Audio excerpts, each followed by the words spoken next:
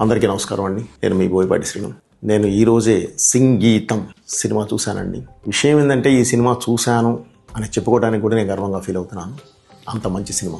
అంటే ఒక మనసుని హత్తుకునే సినిమాని మీరు మంచి సినిమా అనుకుంటే ఈ సినిమా ప్రతి ఒక్కళ్ళ మనసుని హత్తుకునే సినిమా. అలాగే ప్రత్యేకంగా ఈ సినిమా తీసిన ప్రొడక్షన్ హౌస్ను మనం అభినందించాలి. కొన్ని సంస్థలు పూరించే శంఖారావం తరాల వరకు వినిపిస్తూనే ఉంటుంది.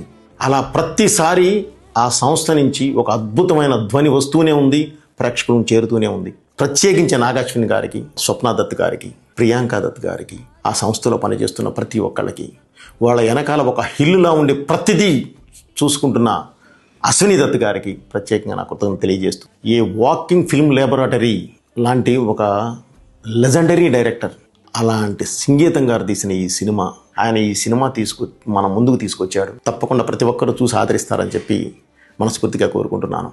ఎందుకంటే ఒక మనసును హత్తుకునే సినిమా, ఒక మనిషిని కదిలించే సినిమా, మళ్ళీ మళ్ళీ చూడాలనుకునే సినిమా. Thank you. మీ బోయపాటి.